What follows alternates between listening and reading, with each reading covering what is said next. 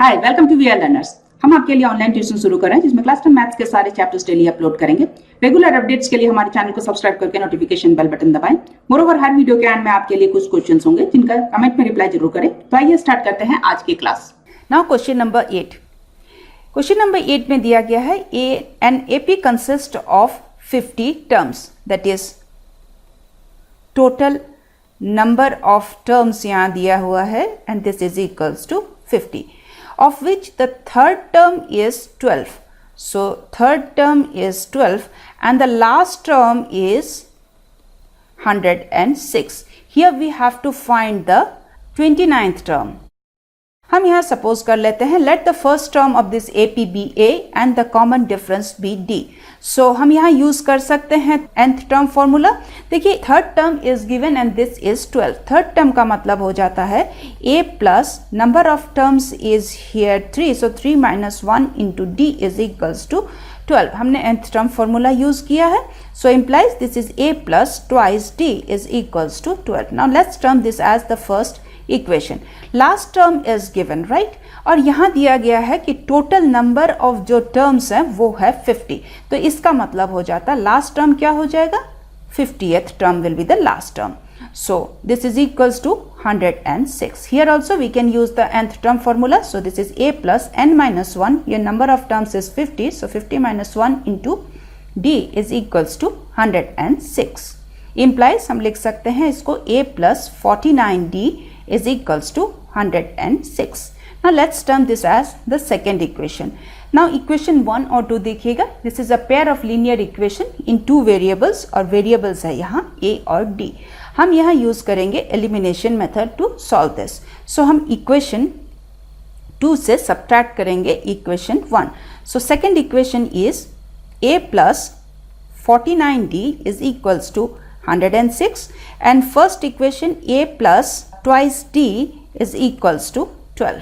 Since हम इसको subtract कर रहे हैं, so हम इसके signs reverse कर देंगे। Now this is positive और ये है negative, हम इसको cancel कर सकते हैं। Now this is 47d is equals to 94.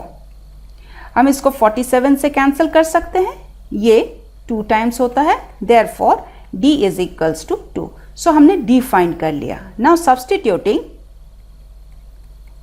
the value of d in equation 1, we get this as equation 1 है a plus twice d, so d को हम replace कर देंगे 2 से, now this is equals to 12। हम इसको लिख सकते हैं therefore a is equals to 12 by transposing। देखिए 2 into 2 is 4, so transpose करते हैं तो negative 4 हो जाएगा, so a is equals to 8। So हमने a find कर लिया 8 है और common difference is 2, so we can find the 29th term. So now 29th term हम will be using the nth term formula. So this is a plus n minus 1, here number of terms is 29, so 29 minus 1 into d.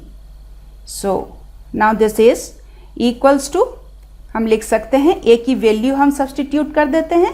So here a is 8, so this is 8 plus 29 minus 1 is 28, so 28 और d we have found and d is 2, so this is, यहाँ हम देखिए 2 common ले सकते हैं।